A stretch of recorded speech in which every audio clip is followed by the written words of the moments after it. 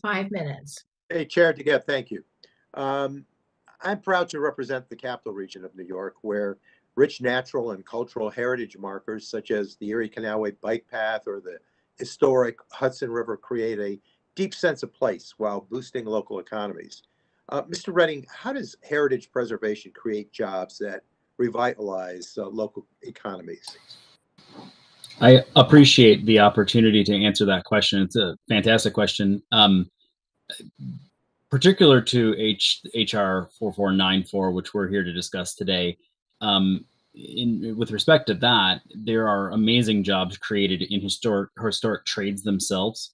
We don't have nearly enough historic tradespeople in the country able to do this kind of work, and so this training center provides for that. These are good paying jobs. They can't be outsourced. And there is really a dearth of contractors able to do a lot of this work. So it creates a tremendous amount of jobs in the historic trades field. But then, of course, beyond that, it's the people visiting these places. The economic impact of national park units and trail systems across the country are profound. I'd end with saying heritage tourists spend more and stay longer than any other category of tourists. So they're the most sought after. But you have to have places for them to visit, and you have to maintain those places, and that's what our bill does. Thank you so much. And Mr. Finnerty, as you note in your testimony, fishing generates some $25 million in economic activity each year for the Wild Rivers Coast, one of our nation's last best salmon and steelhead strongholds. Clearly, the fishery is not only a threatened ecosystem, but also a treasured piece of our American fishing heritage. How do the effects of climate change threaten this heritage as well as local economies around the watershed?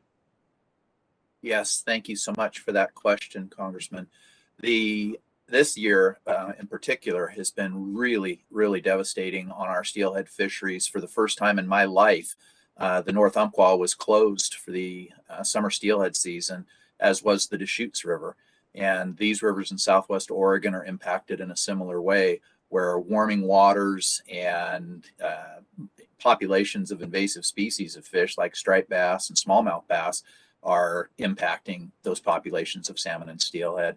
And that's one of the reasons why we're so keen to see this area protected, because it'll help provide those cool waters that we need to continue to allow those populations of salmon and steelhead to persist. So much of our economy here in Southwest Oregon depends on those salmon and steelhead that to lose that would just be, it would be awful.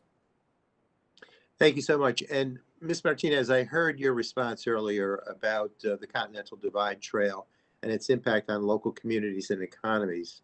So in addition to providing recreational benefits and access to scenic landscapes, is there anything more you want to share in terms of embellishing the sense of impact on local economies? Yes, and we are just now starting to do economic research with our gateway community. So we work very closely with 19 communities all up and down the Continental Divide Trail, from Silverstein, New Mexico, all the way up to Lincoln, Montana. Helena, Montana is one of those. And they are definitely, when we talk to small business owners, 98% of them, first of all, tell you that they want to see the CDT completed. And then almost 87% of them have seen impact from through hikers and also just in general hikers and folks visiting to come see the CDT. In this year, we just conducted an economic survey in Colorado of people who came and visited the Continental Divide for various things, whether they knew they were on the CDT or not, whether it was just an accidental hike.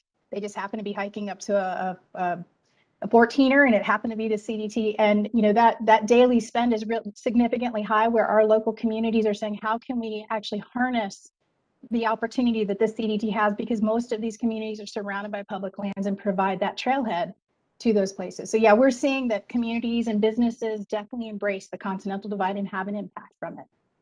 Well, that's great. These platforms are so very essential and obviously embolden the spirit of community and the economic growth from it. So I thank you, and thank you, Chair, for holding this hearing on legislation to strengthen and preserve our natural heritage for the benefit of local communities and economies for generations to come. And if we can strengthen that tool in our toolkit, all the better. So with that, I yield back.